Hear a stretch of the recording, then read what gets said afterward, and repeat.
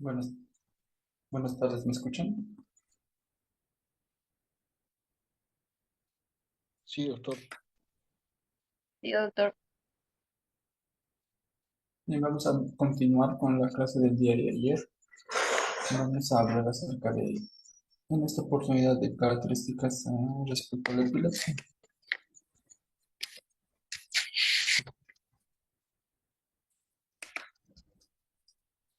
Bueno, hay que recordar que la epilepsia tiene que tener un tratamiento individualizado. No se le puede dar un tratamiento a un paciente como si fuera un protocolo para todos. Este tipo de tratamiento es individualizado. Y ya, por ejemplo, el día de ayer, pues consultaban y preguntaban cómo sería el tratamiento en el caso de una mujer embarazada. Pues desde luego, cada característica de un paciente, cada característica del paciente tiene una particularidad en cuanto al tratamiento. Muchos antiepilépticos tienen diferentes eficacias y grados de toxicidad. Algunos tienen afectación hepática, otras afectación renal, etcétera. Entonces, nosotros tenemos que tener en cuenta también que estos pacientes tienen que tener un control periódico con sus médicos para poder ver si están realizando algún tipo de una respuesta adversa o están presentando algunos datos de toxicidad. Depende mucho de eso. Por eso el tratamiento de la epilepsia se lo considera multimodal, ¿no? Porque ese tipo de tratamiento requiere más que todo evitar, no solamente, o sea, no solamente se trata de dar medicación, ¿no? También se trata de que el paciente siga algunas instrucciones y siga algunas recomendaciones que se le va a llegar a dar. Por ejemplo, se le debe evitar al paciente privar el sueño. O sea, tiene que tener un sueño de por lo menos 8 horas. No puede el paciente estar en vela, no puede estar con insomnio. Tiene que dormir porque la corteza del cerebro se irrita cuando los pacientes no duermen de una manera adecuada. Se debe evitar la recurrencia, vale decir que en estos casos, en estos pacientes, cuando son muy resistentes a los antiepilépticos, cuando se asocia dos o tres, y en el caso, como habíamos hablado ayer, de la esclerosis temporal mesial, cuando el hipocampo presenta una esclerosis como tal, estos pacientes son candidatos a sufrir, a tener que pasar por cirugías. Entonces, cuando a estos se les hace una lobectomía, en este caso, como se puede ver en el gráfico de abajo, también es una de las maneras en las cuales se puede controlar la epilepsia, no simplemente con fármacos. También debido a que son pacientes que toman tratamiento por muchos años, y pacientes que requieren un seguimiento a detalle y que pues tienen problemas como tal, requieren también un seguimiento por un psicólogo o por medicina de psiquiatría que le llegue a utilizar algún tipo de medicamentos si es que ellos se encuentran con algún tipo de trastorno depresivo, ¿no? Al mismo tiempo tenemos que, antes de tratar una epilepsia, ver si este tipo de epilepsia, esas crisis de epilepsia no son secundarias, ¿no? Si estos pacientes están convulsionando porque tienen algún trastorno metabólico, afectación electrolítica o en el azúcar, los pacientes con una corrección adecuada de estos trastornos metabólicos será suficiente para poder controlar sus crisis. En otro tipo de contextos en los cuales las crisis han sido causadas por intoxicaciones, teofilina, cocaína, esos pacientes tampoco requerirán un tipo de tratamiento antiepiléptico. Entonces, todas estas crisis epilépticas secundarias a algún tipo de trastorno, ya sea alteraciones de los electrolitos, azúcar, etcétera, pues esos pacientes no requerirán un tratamiento antiepiléptico. Se debe, por otro lado, tratar los subyacentes, por así decir, en pacientes que tengan lesiones estructurales, tumores, malformaciones arteriovenosas, abscesos cerebrales. Este tipo de pacientes no requerirán un tratamiento antipirético. En ellos se sugerirá, más que todo, dar un tratamiento más dirigido, ¿no?, a alteraciones estructurales, pero no siempre estas afectaciones estructurales suelen tener un tratamiento. Hay algunas malformaciones arteriovenosas que son múltiples, etcétera, que no van a poder ser, en este caso, ser intervenidas quirúrgicamente. Bien, también hay que tener en cuenta que estos pacientes que han sido sometidos a cirugía de epilepsia una vez que el foco epileptógeno ha sido detectado por estudios funcionales, los pacientes no van a retirarse el antiepiléptico de una manera muy pronta. Por lo menos después del postquirúrgico van a requerir un tratamiento con antiepilépticos por al menos un año, ¿no? Y una vez que estos pacientes estén libres de convulsiones por un año, recién se les va a poder retirar el antiepiléptico de manera progresiva, que es otro principio que se da en la clase de hoy. Cuando se retira el antiepiléptico, pues el mismo no debe retirarse de manera brusca, sino de manera progresiva. Se debe evitar desencadenantes, ¿no? Se debe evitar, como vuelvo a decir, que el paciente tenga insomnio, que se prive del sueño, se debe evitar que el paciente con epilepsia consuma alcohol, que tenga un exceso de pantallas en la noche, porque los estímulos luminosos irritan la corteza cerebral.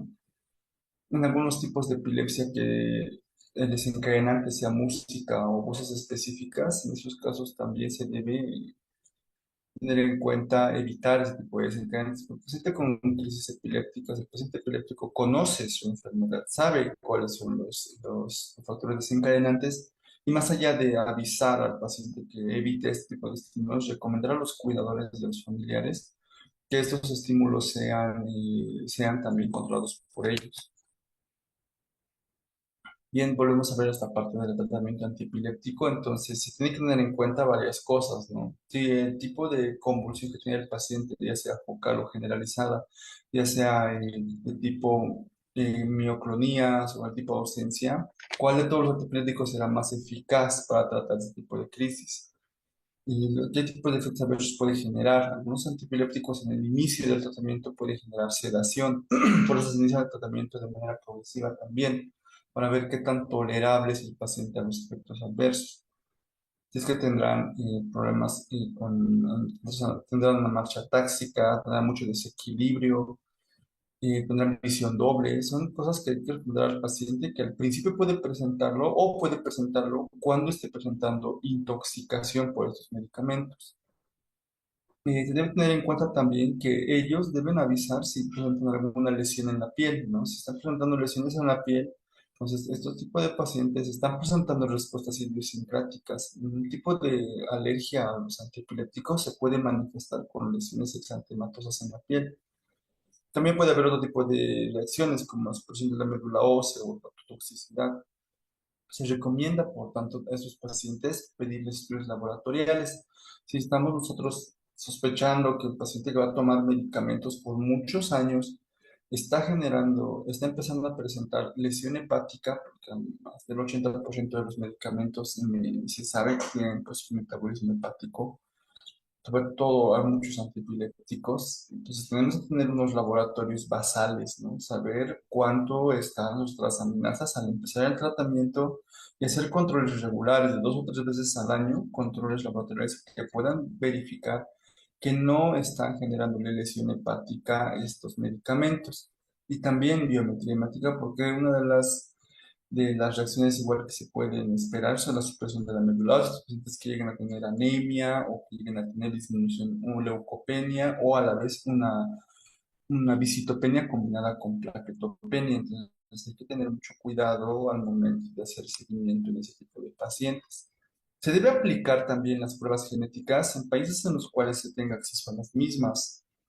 En sospechas de síndromes epilépticos también, porque si nosotros tenemos en cuenta algún tipo de epilepsias que están generadas por ciertos genes, por ejemplo, una lista grande que trae el libro de Harrison, mencionando, por ejemplo, voy aquí unos ejemplos, por ejemplo, el ALDHTA1, que en este caso el tratamiento será exclusivamente con piridoxina y no así antiepilépticos. Entonces, de esa manera, es un ejemplo que podemos dar en que no todas las epilepsias se tratan con antiepilépticos. Estamos frente a un escenario en el cual No, tenemos crisis epilépticas de difícil control, crisis epilépticas de difícil control, el estudio genético nos guiará y nos mencionará si este paciente evidentemente requiere o sea, tratarse sus crisis epilépticas o tratamiento antiepiléptico. Por ejemplo, hay otros, como por ejemplo las afectaciones a nivel del gen ¿qué? CSN1A, que son afectaciones del canal de No sodio me envié por eso. Estos pacientes tendrán pues afectación, no podrán ser tratados como antiepilépticos porque estos antiepilépticos empeorarán sus crisis epilépticas.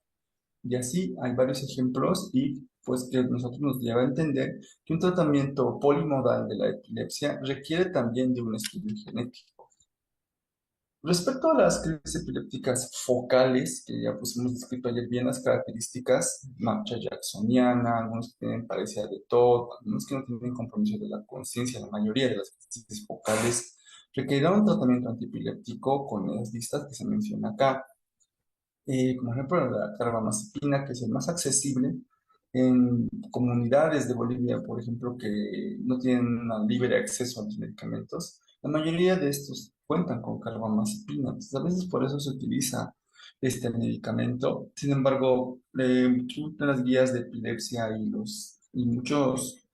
muchas recomendaciones que se tienen sobre el manejo de la epilepsia han mencionado que la carbamazepina presenta muchas reacciones adversas. Dentro de ellas, la que había mencionado, la visitopenia, ¿no? Que empieza con leucopenia y anemia plástica.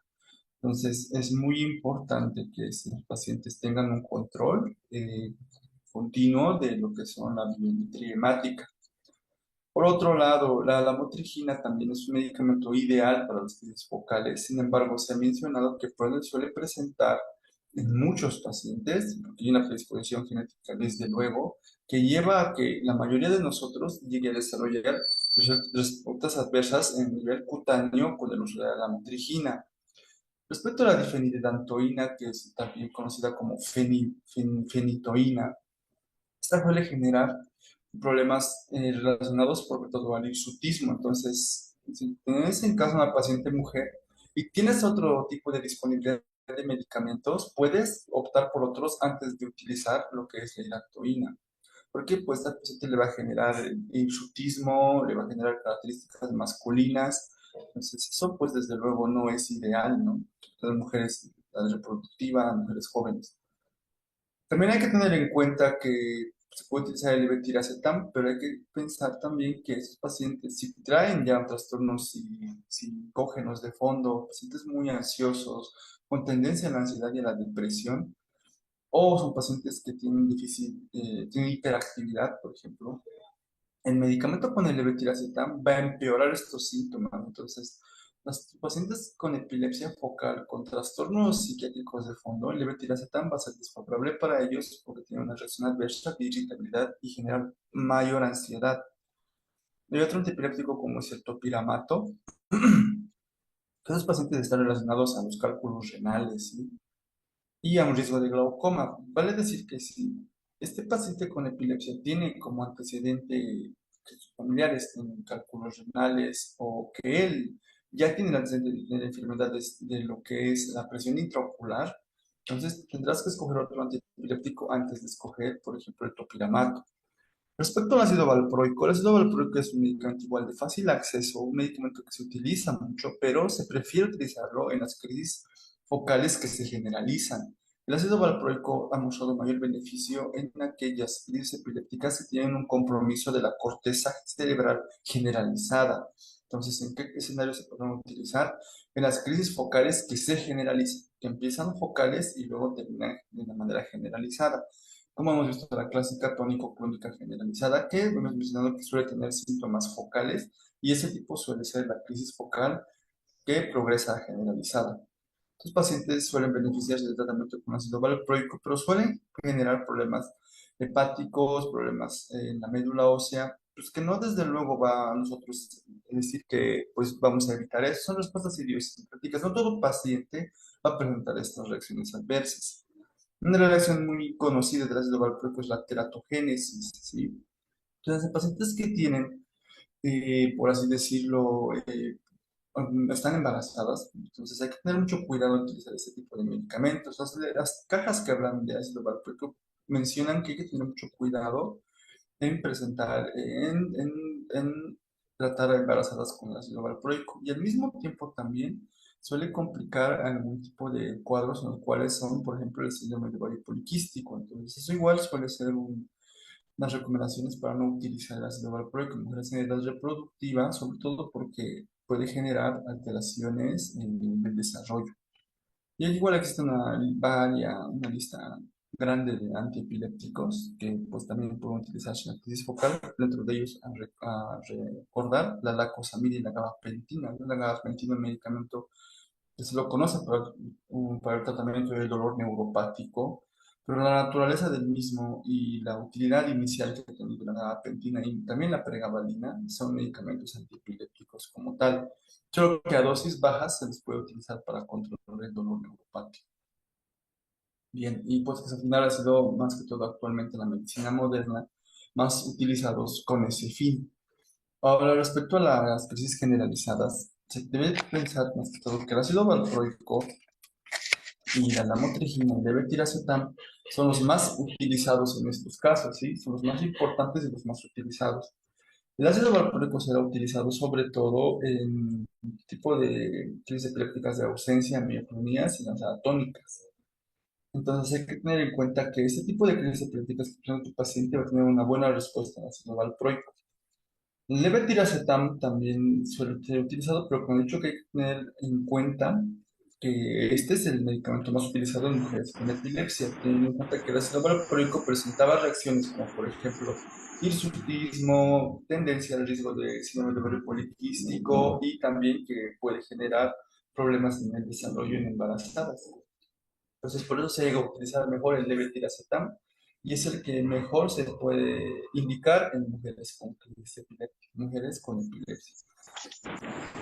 La motrigina, por otro lado, también es relacionado para su utilidad en lo que son las epilepsias del tipo ausencia y la etosuximida para un tipo de también para las crisis de ausencia no complicadas. Tener en cuenta que la etosuximida suele tener una reacción adversa porque suele generar alteraciones a nivel de lo que son las células sanguíneas.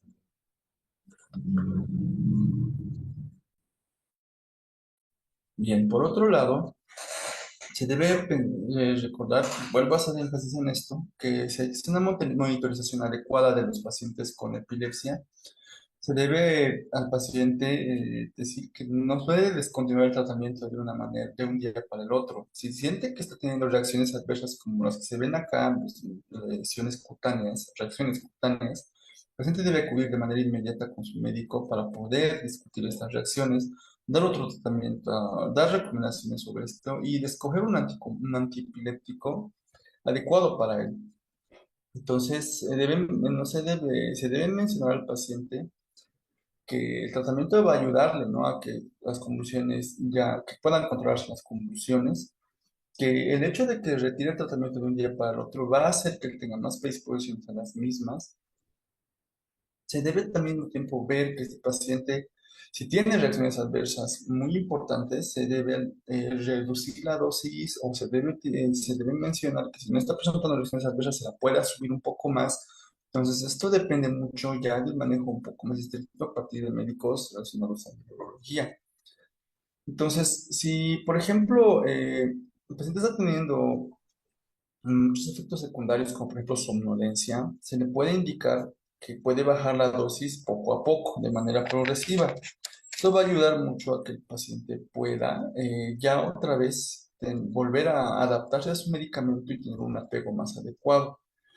Si nosotros vamos a incrementar la dosis, debemos tener en cuenta que debe pasar por lo menos un tiempo. No podemos de un día para el otro. Vale decir que si el paciente no está controlando sus crisis con el tratamiento que hemos iniciado, no podemos de manera inmediata subir la dosis. Debemos esperar por lo menos 5 semividas. Por eso los libros de farmacología nos hablan, ¿no? Que pues tienen 24 horas de mi vida tal medicamento, 48 horas, 72 horas. Entonces, estamos utilizando, por ejemplo, que si el ácido valproico, debemos aumentar, controlar y decir que por lo menos el paciente va a encontrar su respuesta terapéutica adecuada a las 2 semanas, ¿sí?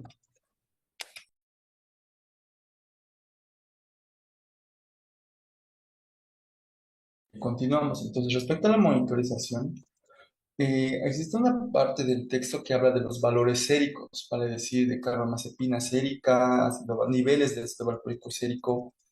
Estos medicamentos solamente son utilizados para documentar el cumplimiento terapéutico, es decir, cuando nosotros tenemos dudas de que ese paciente esté cumpliendo su tratamiento, solo en esos casos nos sirve estos resultados de laboratorio. no son útiles para poder decir que el paciente está teniendo un tratamiento adecuado, no nos sirve para monitorizar, solo nos sirve para verificar el cumplimiento del tratamiento o cuando estamos escuchando de que hay toxicidad, que las respuestas, que la manera en la que el paciente nos menciona que se siente está generándose por los antiepilépticos. Entonces, vamos a poder ver esto a partir de lo que es los valores en la monitorización, valores del antiepiléptico en sangre.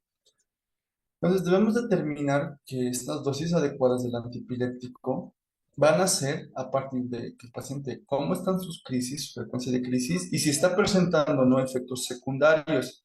Entonces, estos dos parámetros van a ser útiles para que nosotros podamos determinar si el paciente tiene una dosis adecuada del antiepiléptico. En caso de que nosotros queramos cambiar de antiepiléptico, ya sea porque el paciente está presentando muchas reacciones adversas, no está siendo útil el tratamiento o porque la paciente está embarazada y está con ácido valproico, por ejemplo, debemos seguir esta serie de pasos. Debemos iniciar el nuevo antipirético. Por ejemplo, esa paciente está tomando ácido valproico y pues tiene plan de embarazarse. Entonces nosotros tenemos que retirar el ácido valproico porque el ácido valproico, como hemos dicho, que es un medicamento que puede generar teratogénesis. Entonces tenemos que al paciente cambiarle, por ejemplo, a oxcarbamazepina entonces vamos a nosotros iniciar el nuevo antiepiléptico a dosis progresivas. Entonces, vamos a iniciar el medicamento nuevo, la oxcarbamazepina a dosis progresivas, manteniendo el ácido valproico. ¿Sí? No se debe hacer ambas cosas, no debe retirar y iniciar, sino simplemente iniciar el nuevo antiepiléptico a dosis progresivas. Bien, si el paciente menciona que no tiene crisis epilépticas, entonces no tiene reacciones adversas, entonces recién nosotros vamos a hacer la reducción del antiepiléptico que estamos retirando, vale decir, del ácido valproico. Una vez más, iniciamos lentamente el nuevo, mantenemos el antiguo. Todo va bien, el paciente menciona que hay buena respuesta, buena tolerancia al antiepiléptico, no hay epilepsia, no hay crisis epilépticas.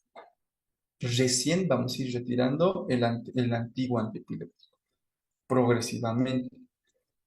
Y ya cuando, para el cuarto paso, se puede continuar ajustando el segundo antiepiléptico, la oxcarbamazepina. Lo vamos ajustando según el paciente la tolerabilidad y la presencia de crisis epilépticas. Entonces, hay que tener en cuenta eso, ¿no? Porque primero subir las dosis adecuadas del nuevo antiepiléptico y recién reducir el antiguo. Recordar que ante todo escenario siempre debemos apoyarnos esperar que el paciente se maneje simplemente con un antiepiléptico. Evitar pues, las combinaciones. Aquí está la tabla que maneja el Harrison respecto a los antiepilépticos de primera elección y los alternativos. Y acá en la primera elección están los antiepilépticos clásicos que la mayoría conoce. Lamotrigina, levetiracetam, carbamazepina, oscarbamazepina, lamotrigina, topiramato, de las que las reacciones adversas, las más importantes, ya las he mencionado. Recuerden acá que esta tabla, que el medicamento antiepiléptico que más se va a utilizar o el que más efectividad te va a generar, porque, o sea, que te va a dar si tú dudas del tipo de semiología epiléptica que estás haciendo, el antipiléptico que se puede ver en todos los tipos de crisis, ya sea en la generalizada, en la focal, en la tipo de ausencia o en los tipos atónicas o atípicas, en todos los escenarios la lamotrigina ha mostrado evidencia para poder ser útil. Entonces, como pueden ver, la lamotrigina será aquel antipiléptico que te va a poder responder, que te va a poder ayudar a controlar las crisis epilépticas en la mayoría de los pacientes. Sin embargo, recuerden que es una de las que presenta más reacciones adversas, por eso todavía se las tiene un poquito en vigilancia. ¿Cuándo suspendemos el tratamiento? La suspensión del tratamiento puede ocurrir cuando el paciente está al menos 5 años libre de crisis, cuando las crisis son del tipo generalizado, cuando tú lo valoras si tiene un examen físico normal y el test de inteligencia es normal, cuando no hay antecedentes familiares de crisis epiléptica y ya ha mostrado unos últimos estudios de electroencefalograma normales. Entonces, en este tipo de pacientes se puede considerar la suspensión del tratamiento. Entonces, aquí va otra vez eso que hablábamos, que no todo paciente con epilepsia va a tomar tratamiento toda su vida. Hay algunos casos, algunos pacientes que se les puede retirar el medicamento antiepiléptico. Reducción del tratamiento no va a ser brusco, va a ser gradual. Se puede por lo menos, se tiene que tomar como 3 meses de una reducción progresiva de las dosis del medicamento hasta poder decir que el paciente pues, salga de las crisis. Se puede decir que a este paciente se tiene que darle recomendación de que no haga actividades que requieran de una atención continua, por ejemplo, conducir, ¿no? Si está en un momento en el cual se le está retirando el antiepiléptico, debe estar bajo vigilancia completa, debe haber alguien que esté pendiente de él, ¿no? Un familiar, una amistad, porque este paciente tiene mucha predisposición a reiniciar crisis epilépticas cuando se le está retirando. Entonces, se debe tener en cuenta que no debe realizar actividades peligrosas como nadar o manejar maquinaria pesada, por ejemplo. Ahora, por otro lado, ¿en quiénes se considera la epilepsia resistente? Se ha visto que un tercio de los pacientes, un 33%, no responde con un solo antiepiléptico. En esos casos, al tener pacientes con epilepsia resistente, se debe combinar al menos dos diferentes epilépticos, uno de primera línea y lo primero que se puede hacer es utilizar un medicamento de primera línea más otro de primera línea con un mecanismo de acción diferente. En ese caso, por ejemplo, carbamazepina más ácido valproico. O en otro caso, combinar tres antiepilépticos, uno de primera línea, uno de segunda línea y recién agregar uno de segunda. En algunos pacientes que tienen muchas mioclonías, se puede asociar el ácido valproico con el levetiracetam, el clonazepam o el clobazam. En pacientes que tienen ausencia resistente, se puede utilizar ácido valproico con la etosuximida. Entonces, se debe tener en cuenta que estas recomendaciones que estoy dando se le están dando porque se conoce ya las interacciones que pueden tener estos fármacos. En caso de usar tres fármacos y existe un control adecuado, pasado algunos meses de un control de las crisis, o sea, vale decir que las crisis ya han cedido, se puede pensar en retirar al menos alguno de estos antiepilépticos. En pacientes que tienen resistencia a la epilepsia, recordar que también pueden considerarse ser candidatos a un tratamiento quirúrgico, sobre todo que la mayoría de los pacientes que hacen resistencia farmacológica son pacientes con esclerosis temporal mesial. Estos pacientes podrán beneficiarse de epilepsia del lóbulo temporal o epilepsia de un área focal cirúrgica como tal, siempre y cuando su epilepsia esté evidenciada por estudios funcionales y se pueda ver evidentemente cuál es la zona epileptógena, si es pequeña y no va a generar problemas a nivel de lo que es más adelante secuelas neurológicas. Existen diferentes tipos de cirugías que se realizan a estos pacientes. La más conocida es la lobectomía temporal, la amígdalo hipocampectomía es otra. Las que se pueden hacer lesiones neocorticales localizadas, como he mencionado, por estudios funcionales, ¿no? Que se evidencian por la resonancia magnética, estudios de evidencia de emisión de positrones, etcétera. Te los menciona así de una manera bien superficial la parte del texto.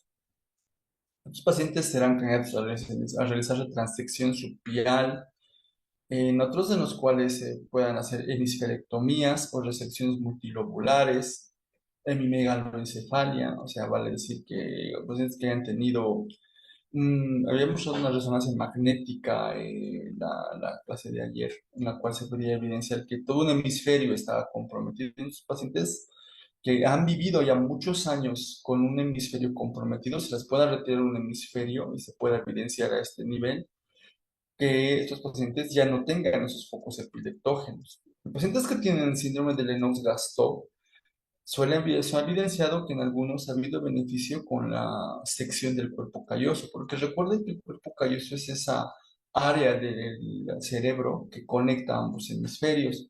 Entonces, deteniendo la crisis de un hemisferio para que no pase al otro, se puede detener este tipo de crisis generalizadas, teniendo en cuenta que el Lennox-Gastaut tiene una variedad muy importante de crisis epilépticas. Las complicaciones del tratamiento quirúrgico son raras, ¿no? Suelen ser menores al 5%. Y se ha visto que beneficia mucho, por lo menos en más del 70%, los pacientes han quedado libres de crisis o por lo menos se ha llegado a la monoterapia.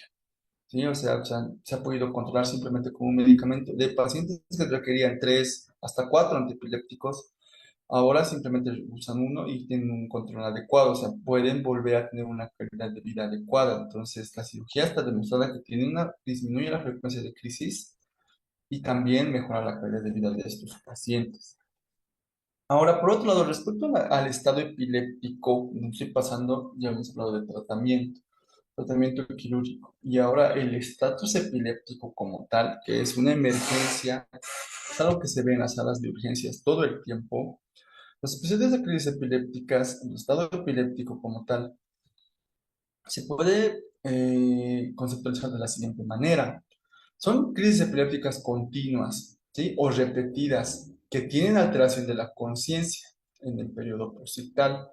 Vale decir que estos pacientes, las que presentan el estado epiléptico como tal, no recuperan la conciencia por más de 5 minutos. Hemos hablado de que en semiología de crisis epilépticas que estas suelen durar 1, 2, hasta 3 minutos. Pero cuando el paciente presenta una crisis tras otra, tras otra, tras otra, por más de 5 minutos, este paciente tiene un estatus epiléptico y este paciente va a necesitar que se intervenga de una manera rápida porque esos pacientes pueden llegar a fallecer. El estado epiléptico convulsivo es ese, ¿no? El paciente que presenta, se evidencia, se puede evidenciar esto si el paciente está con un electroencefalograma. Se puede evidenciar el trazado patológico, los grafoelementos epilépticos en otros pacientes y se puede evidenciar que por más de 5 minutos está presentando estos grafoelementos. Pueden considerar a esos pacientes como también un estado epiléptico. Ahora, hay algunos que no necesariamente hacen convulsiones, algunos que se quedan con una ausencia continua o hacen ausencias una tras otra, acaba una, empieza otra, segunda empieza otra, o crisis focales que duran mucho tiempo, pacientes que han tenido una disminución de la conciencia súbita, estos que acá ya el tiempo es más diferente, ¿no? Entre ellos, ya si son más de 15 minutos, se puede considerar que ya está en un estado epiléptico no convulsivo. Normalmente los pacientes requieren una intervención hospitalaria, no se los puede manejar de una manera ambulatoria o en centros médicos que no tengan los recursos adecuados, porque estos pacientes requieren intubación, requieren una monitorización completa, requieren administración de drogas endovenosas y un control adecuado de los signos vitales.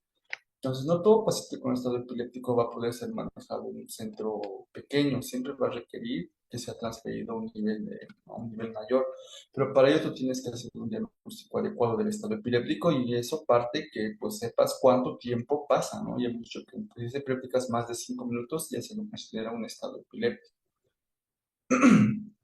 Y es importante y porque estos pacientes sean valorados por un personal con experiencia porque puede provocar disfunción cardiorrespiratoria, alteraciones metabólicas e incluso algunos pacientes lesión neuronal irreversible. ¿Por qué pasa el estado epiléptico? ¿Por qué se genera el estado epiléptico? Porque puede este paciente haber suspendido su tratamiento, ya sea por motivos económicos, motivos sociales, que el paciente pues no haya podido comprar su tratamiento, que pues considere que le está haciendo daño y lo deje de tomar un día para el otro. Esos pacientes son pacientes que pueden entrar en un estado epiléptico, pacientes que se han enfermado, epilépticos que se han enfermado, que hayan tenido un debut diabético, se hayan presentado alguna infección a nivel del sistema nervioso, una neumonía tal vez. Los niños, a veces una infección de tracto urinario suele empeorar sus crisis epilépticas, que estén con toxicidad de los fármacos. He visto que en epilépticos que tienen tumores en el sistema nervioso también son muy predisponentes a presentar estatus epiléptico, que hayan tenido un trauma, un golpe, por la misma característica de sus crisis epilépticas, han caído y pues están presentando también días después mayor aumento de las crisis epilépticas. Entonces, este algoritmo maneja el Harrison y bueno, también lo he podido acá dividir en dos partes. Porque tenemos que recordar que cuando tenemos al paciente en un estatus epiléptico, lo primero que tenemos que hacer es administrar benzodiazepinas, ¿sí?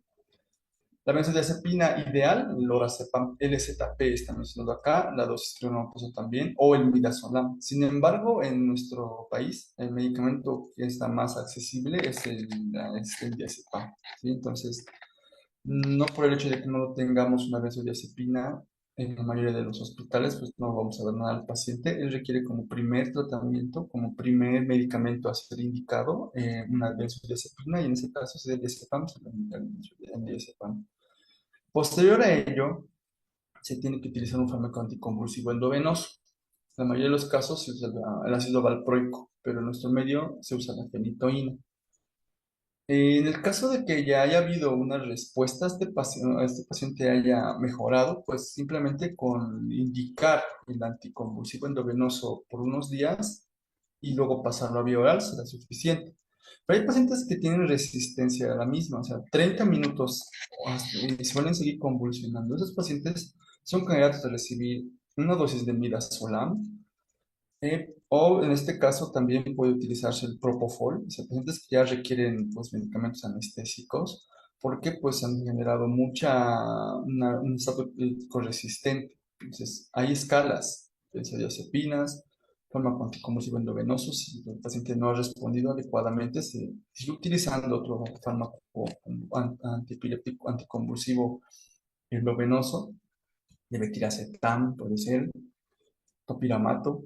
Y en caso de que este paciente no responda, se le va a pasar directamente ya a tratamientos anestésicos, ¿no? Ya dentro de una unidad de cuidados intensivos, ¿no? O una sala de cuidados intermedios.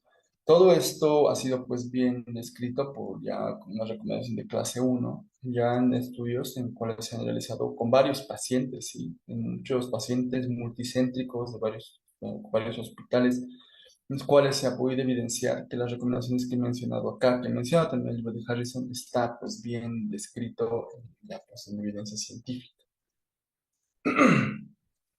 Respecto al estado epiléptico no convulsivo, es igual de urgente, pero no tanto como el anterior.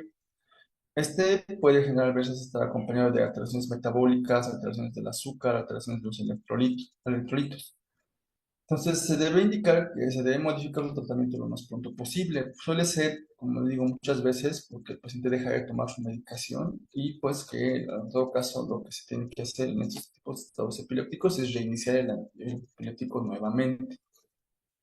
Ahora, hay que tener en cuenta también, bueno, fuera del estatus epiléptico, que los pacientes con epilepsias tienen pues comorbilidades. Vale decir que el hecho de que ellos convulsionen les genera pues de una u otra manera a largo plazo cicatrices a nivel de la corteza cerebral. Y eso va a hacer que sean pacientes, o incluso la misma naturaleza de sus antiepilépticos, les llega a generar disfunción cognitiva, que puede llegar hasta las enfermedades psiquiátricas. Entonces, son pacientes que no te van a entender del todo cuando les expliques la primera vez. Pacientes que van a requerir que les expliques no una vez, sino dos, tres veces cómo tomar su tratamiento, que siempre vengan acompañados de alguien que pueda guiarlos más adelante.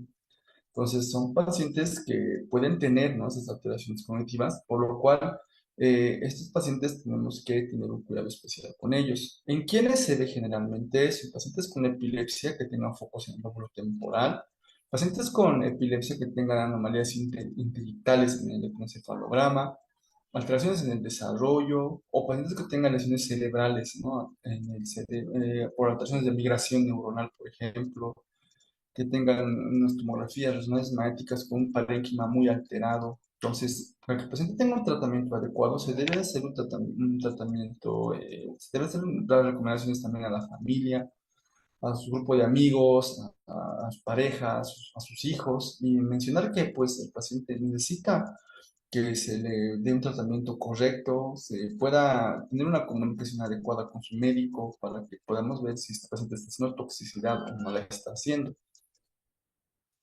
Muchos pacientes epilépticos suelen presentar depresión, ¿sí? Por lo menos 2 de 10 pacientes presentan esta complicación. ¿Por qué? Porque son pacientes que tienen que tomar medicamentos toda su vida, viven con el miedo de convulsionar, entonces es normal que ellos lleguen a tener este tipo de trastornos. Y son pacientes que tienen que recibir un tratamiento, tienen que ser seguidos por médicos, sí, por médicos psiquiatras, psicólogos, que den un tratamiento adecuado a ellos.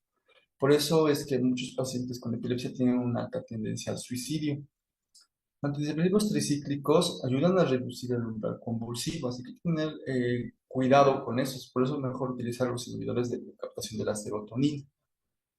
Y a pesar de que presenten aumento en la frecuencia de las crisis, suelen presentar, o sea, el hecho de que ellos noten que últimamente el medicamento no les está funcionando, los pone en un estado de ansiedad y esto va a generar, porque es un gatillante de las crisis epilépticas, va a generar que ellos estén teniendo incluso mucho mayor aumento de sus crisis epilépticas. Es un círculo vicioso, ¿sí? el medicamento necesita aumentarse generalmente desde el tratamiento o en algunos casos como estos, dar ansiolíticos. Respecto al SUDEP, que es la muerte súbita por epilepsia, suele generar esto, suele ocurrir en algunos tipos de pacientes, pacientes que viven con crisis epiléptica generalizada tónico-clónica, los que no toman su medicación de manera adecuada, la toman cuando quieren o consideran que el medicamento, o toman solo cuando están con convulsiones. En pacientes epilépticos que han empezado o han debutado con crisis epilépticas a tempranas edades, o pacientes con tratamiento de difícil control. Entonces, estos pacientes suelen fallecer durante la crisis epiléptica, entonces hay que tener mucho cuidado al paciente, darle la información, recomendarle y tener un cuidado especial en pacientes que desde muy temprano han tenido crisis epilépticas, dudan mucho de su tratamiento o son pacientes de difícil control. Respecto a otra miscelánea respecto a la epilepsia, en el caso de las mujeres, existe un capítulo muy importante que se conoce como la epilepsia catamenial, que es aquellas pacientes que suelen convulsionar más en los días que presentan su periodo. Entonces, ¿esto por qué se causa? Generalmente porque existen cambios en los niveles de estrógeno y progesterona bruscos, y esto genera una sobreexcitabilidad neuronal. Por otro lado, también el hecho de que haya cambios en estrógeno y progesterona también altera los cambios de concentración del antiepiléptico, porque las proteínas transportadoras suelen transportar al mismo tiempo hormonas y también suelen transportar medicamentos. Entonces, el antiepiléptico está con una concentración más alterada durante este periodo de tiempo. Por otro lado, algunos pacientes suele ser, también es otra teoría, que durante la menstruación no suelen tener un sueño reparador como otros días. El dolor no les da un sueño adecuado. Entonces suele ser otro dato más para que estas pacientes viven con epilepsia en sus días en el periodo menstrual tengan más predisponencia a convulsionar. ¿Qué se hace en estos casos? Porque el paciente te va a decir eso. Le aumentas la dosis durante unos días antes, 2 días antes de la menstruación. Hay un poquito de problemas con pacientes que no tienen ciclos regulares. Y otros pacientes en los cuales puedes ayudarles con tratamiento hormonal, hidroxiprogesterona, progestágenos naturales, dosis que puedan ser corroboradas con un médico ginecólogo. Respecto al embarazo, pues es muy importante tener en cuenta que una mujer puede gestar sin problemas, ¿sí? Pero debe haber una planificación familiar. A estos pacientes se les debe dar sí o sí ácido fólico semanas antes del embarazo. Entonces, eso es una recomendación muy importante cuando abordas a una paciente epiléptica por primera vez, que ella puede tener un embarazo normal, pero debe tomar meses antes el ácido fólico para poder evitar alteraciones a nivel del tubo neural, que es una complicación que presentan frecuentemente muchas embarazadas. Respecto a la frecuencia de crisis, la mitad de ellas no va a notar cambios. Un 30% va a notar aumento en la frecuencia y un 20% suele notar disminución en la frecuencia. Entonces, acá entra también algo que había hablado en diapositivas previas, solicitar niveles séricos de antiepiléptico. En estos casos, se puede hacer la monitorización porque hay pacientes femeninas embarazadas que por diferentes características fisiológicas que genera el embarazo como tal, van a disminuir con las concentraciones séricas de los antiepilépticos. Por tanto, el hecho de que disminuyan las concentraciones séricas de los antiepilépticos va a hacer de que estas pacientes requieran un aumento del antiepiléptico en ciertas etapas, sobre todo en el segundo trimestre de embarazo. Entonces, un médico neurólogo hace eso. El paciente empieza su embarazo, le pide los niveles de antiepiléptico en sangre. Y así cada 2 meses o cada mes, o cuando la paciente esté presentando cambios en la frecuencia de sus crisis, y según vaya disminuyendo o aumentando estos niveles séricos, se va a poder aumentar o disminuir el antiepiléptico. En todo caso, como ya he mencionado acá, un poco los que más utilizan son la oxcarbamazepina en todo caso, y se evita ante todo lo que es el ácido valproico. Como hemos visto acá, 5 o 6 pacientes embarazadas van a reportar más adelante anomalías fetales, sobre todo en pacientes que han estado siendo tratadas con ácido valproico. Aquí se evidencia esta foto muy clara, ¿no? No sé si lo explico, casi siempre tienes este gráfico, ¿no? No tomarse en el embarazo. También se debe tener en cuenta que a veces se ve la parte del riesgo-beneficio en pacientes que tienen crisis epilépticas de difícil control. Continuamos el tratamiento como terapia, disminuimos la dosis. Generalmente se trata de disminuir la dosis del primer trimestre de embarazo porque es el mes en el cual existe lo que es la organogénesis y la etapa más importante del desarrollo embrionario.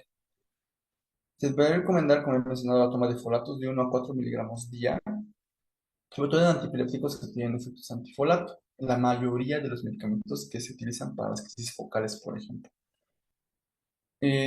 También tener en cuenta que pacientes que utilizan la irantoína, como es esta la fenitoína, la carbamazepina, el topiramato, fenobarbital y la pirimidona, son medicamentos pacientes que pueden aumentar el riesgo de tener hemorragias en el recién nacido, porque también presentan alteraciones a nivel de los factores de coagulación. Por lo tanto, si tenemos una embarazada que está recibiendo esos antiepilépticos, que los puede utilizar, sí, esos antiepilépticos los puede utilizar, los está utilizando, a esos pacientes se les tendrá que dar 20 miligramos de filoquinolona vía oral las últimas 2 semanas del embarazo para evitar esta complicación, la hemorragia del recién nacido secundaria a uso de antiepilépticos. Y al nacer, el recién nacido va a recibir 1 miligramo vía intramuscular de filoquinona, que pues generalmente se da a la mayoría de los niños, pero en este caso se debe hacer énfasis en que este paciente sí o sí debe recibir al momento de nacer para evitar hemorragias durante los primeros días de vida. Tener en cuenta, por otro lado, la anticoncepción, carbamazepina, la idantoína, que es la fenitoína, son antiepilépticos que se utilizan más en contextos en ciudades pobres, fenobarbital, topiramato, son antiepilépticos que disminuyen la eficacia de anticonceptivos orales. Por tanto, tienes que tener en cuenta que si tu paciente femenina utiliza ACOS para poder controlar la fertilidad y es epiléptica y usa uno de estos antiepilépticos, es muy probable que ella esté embarazada. Entonces, se debe probar en este caso otro tipo de métodos anticonceptivos, aunque utilizan algunos métodos un poquito más, con un poco de intervención, más o menos, por ejemplo, los implantes, por ejemplo, en todo caso se ha mencionado mucho por los ginecólogos, el uso también de la T, ¿sí? Entonces, este tipo de dispositivo intrauterino, ¿no? Dispositivo intrauterino suele ser también uno de los más recomendados en los pacientes con epilepsia. Respecto a la lactancia, la paciente ya hiciste su seguimiento adecuado durante su embarazo, los niveles, también nació bien, sin problemas. El paciente respecto a la lactancia también va a tener dudas. Tener en cuenta que los antiepilépticos pasan muy poco, ¿sí? El que suele pasar menos es el ácido valproico, pero el que suele pasar mucho más es el levetiracetam. Pero a eso pues, no se le generan muchas reacciones adversas en el niño. Entonces se sugiere mantener la lactancia materna. No puede recomendarse que por el hecho de que tomen antiepilépticos se le deje de tomar, se le diga a la mamá que deje de darle lactar a su bebé. Hay que valorar algunas cosas, por ejemplo, cuando se utiliza la fenitoína o el fenobarbital, o en todo caso se está utilizando medicamentos como el clonazepam. Valorar si el paciente, si el neonato tiene mucho letargo o dificultad para alimentarse. En ese caso, el bebé anda mucho, todo el tiempo durmiendo, habría que reducir un poco la dosis del antiepiléptico o cambiar a otro, en el caso de los pacientes que viven con epilepsia y que están dando de lactar. Entonces, las conclusiones de esta segunda parte de epilepsia habla pues de que la primera línea de tratamiento del estrés epiléptico son las benzodiazepinas, las intravenosas, de preferencia pues, el lorazepam. La segunda línea pues habla de antiepilépticos, en la fenitoína, el valproico, el levetiracetam. Bueno, el levetiracetam, por ejemplo, en Bolivia sí está disponible en su dosis en ampollas. En caso de pasar los 20 minutos sin recuperación basal, sospechar de estado epiléptico no convulsivo, muy importante. Debe considerar primordial el programa continuo durante el abordaje del estado epiléptico, porque el paciente está con compromiso de conciencia. Es muy difícil tú entender que se tiene que sigue o no sigue convulsionando. La única manera de poder verlo es a través de un electroencefalograma continuo. El paciente se le pone los electrodos y te puede ver cómo anda su actividad cerebral. no se debe retrasar el tratamiento del estado epiléptico, ¿no? El paciente ya ha pasado está pasando los 5 minutos con crisis epilépticas continuas, más los factores de riesgo que ya te dije, abandono reciente del tratamiento, reducción reciente del tratamiento, que esté con alguna enfermedad de fondo, una infección muy fuerte, una alteración de los electrolitos en el azúcar, pues tú te tienes que llevar a actuar rápido, ¿no? A utilizar lo más pronto posible un medicamento de tipo benzodiazepina intravenosa y ya empezar a utilizar también dosis como la fenitoína o el ácido valproico o el levetiracetam ya en dosis de bolo o en dosis de mantenimiento continuo. Bien, esa es la última diapositiva que tenemos acá. Debido a que esta clase pues es una clase que tiene dos temas, porque voy a hablar también de síndrome de demencia un poco más adelante, voy a pasar ahora a las preguntas y pues más adelante en la diapositiva final del día de hoy podemos responder algunas, que desde luego hay varias, pues, de epilepsia, ¿no? El tema de epilepsia tiene muchas dudas generalmente, muchas preguntas, tiene pues desde luego se hacen talleres, se hacen capacitaciones, se hace de todo para poder, en cuanto a epilepsia, porque es una enfermedad muy frecuente. Pues acá les dejo un caso clínico para que puedan verlo unos minutos y voy a ir complementando algunas cositas para poder ir respondiendo algunas preguntas más adelante, porque pues ya estamos en la etapa de preguntas.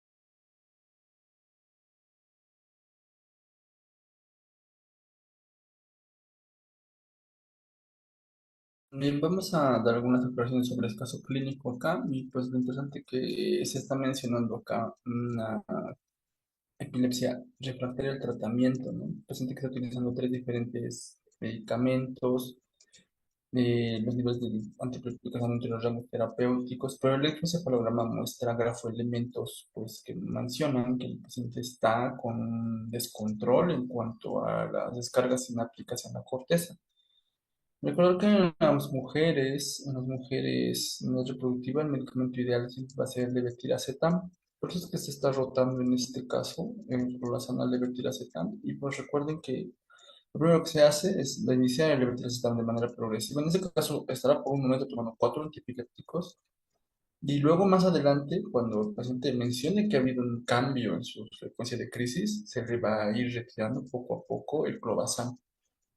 Entonces, en estos pacientes, pues si se le hace estudio, por ejemplo, de estudio funcional, ya en institutos un poquito más avanzados, o siendo vista por neurocirujanos de epilepsia, pues ellos considerarán, pues, que esta paciente pueda o no entrar en una cirugía de epilepsia, Puede utilizarse como algunos tipos de métodos como la estimulación del nervio vago o la dieta cetogénica, si es que el levetiracetam se quede corto al momento de responder, ¿no?